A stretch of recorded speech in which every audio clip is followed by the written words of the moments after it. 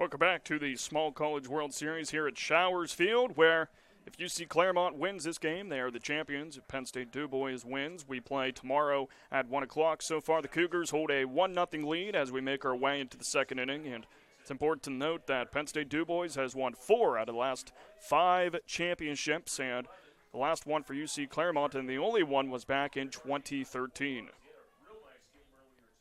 Brett Beath leads it off here for the Nittany Lions. First pitch he sees is grounded out of the reach of the second baseman Gillespie and trickles out into center field. And Brett Beath has himself a base hit, had himself a really nice night against FNU earlier today when he went 2 for 3 with an RBI, and he gets started here with another base hit. Yeah, Beath has kind of been, I would say returning to form a little bit as of late. Started off the tournament a little bit slow, ended the regular season a little slow, but the second-team All-American has come up with some clutch hitting and some pretty good pace running, too, that have helped this Penn State Du Bois team throughout the past couple of games. Brings up the designated hitter, Jake Sikora. First pitch to Sikora is right down Main Street for strike number 1. 3 hits so far for these Nittany Lions, 1 for the Cougars, as they hold a 1-0 lead after an RBI double by Logan Wilson to score Bubba Allen. Jake Sikora out of Punxsutawney, Pennsylvania. So if he sees his shadow, does that mean we play tomorrow? I think so. I think that's how that works. Or if he doesn't see his shadow. I don't know. I don't know which way it would go. It's a little cloudy right now. I don't think I can see Sikora's shadow at the moment. So, no. So I guess keep that in mind depending on what the result of tonight's game is. 0-2 count here on the number 7 hitter in this Nittany Lions lineup, Sikora. Here's the pitch from Wesley outside. And puts the count at 1-2. And partially cloudy skies right now. We did have some sun earlier. Blue skies to our right and cloudy skies to our left. And little to no wind at all right now. Here's the 1-2. And another pitch clock violation. Yeah. This time it's on Caleb Wesley after we saw one last inning on Witherow. And so now a 2-2 even count here on Sikora. Wesley is set. And the lefty deals. Bounced in the dirt and taking off for second base on the wild pitch is Beath. Here's the throw from Allen, not in time.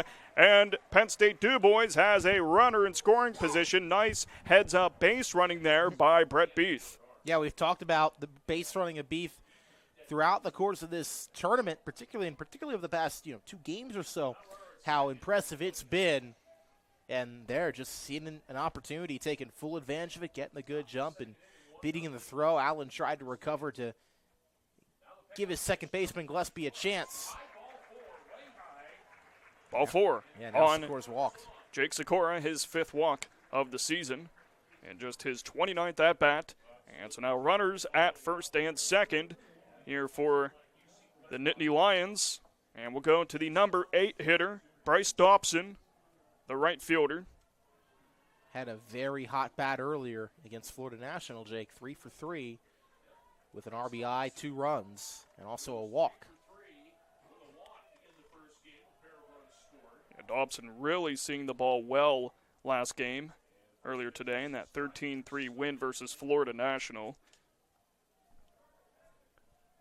On the tournament, he's 4 for 10 with 3 RBIs and 3 runs. The 0-1 bounces in. Nice job, though, behind the plate there by Bubba Allen to block that one off, doing his best brick wall impression. 1-1 even count here on Dobson. He got up and was ready to throw somewhere. He was keeping an eye on where Beath was at second base. Beath is tied for the team lead in stolen bases with 19. It's Bodorf and Yao, who also have 19 stolen bases. Down the third baseline, bounces off the glove of Roseborough. Rounding third, Beath is coming home, and we're tied here in the championship game with that RBI single by Bryce Dobson. Well, Bryce Dobson just, I'd almost say quietly, might have the hottest bat in the tournament right now. as he gets aboard once again off of what I do believe will be an RBI single, and it will, as that was a hard hit ball. Too hot for Roseboro to handle, but I can't blame him for that one. That was just absolutely smoked down the third base line, and give all the credit in the world to Dobson. Beef got a good jump at second, came home, and here we are, knotted up at 1. Tight game already, even though we're early on in this contest. Would not have expected anything less. And now a mound visit here for Caleb Wesley. But this is big, too, with nobody out here. Remember, Penn State DuBois, they left a couple runners stranded in the first inning after that Spider-Man play up the dugout fence by Rayner at first. Well, now 2 on, nobody out, already 1 run that's come across. Opportunities here for DuBois to really fire the first big blow of this game. Spider-Man play. I like the way you described it. That's what it was. That's what it looked like. Yeah, it was. Peter I was trying Parker to out find, there playing first base for the Cougars, apparently. I was trying to find an accurate way to describe it for those who may not have seen it, and Spider-Man-like play is definitely the most accurate way to portray what Bryce Rayner was able to do there along the UC Claremont dugout. Runners here on first and second for DuBois with nobody out. They've tied it here at 1 after that RBI single by Bryce Dobson. Nick Cagliola steps up to the plate and fouls the first pitch back for an 0-1 count. Cagliola, with his third at-bat in this tournament, doesn't have a hit yet, but has come around to score 3 times.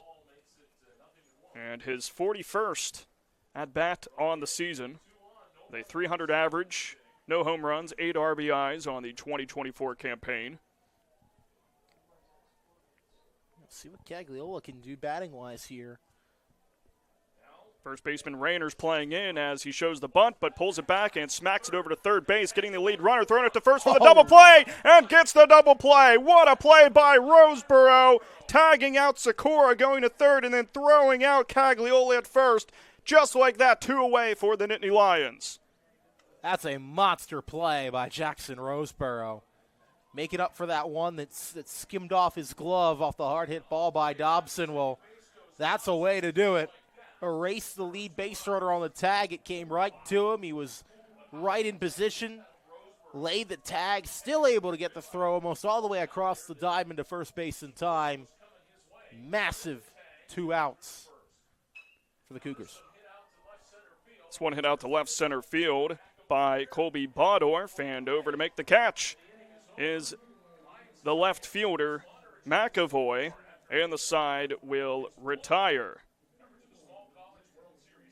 So for the Nittany Lions, they respond to that 1 run that Cincinnati Claremont put across in the bottom of the first inning, thanks to an RBI single by Bryce Dobson.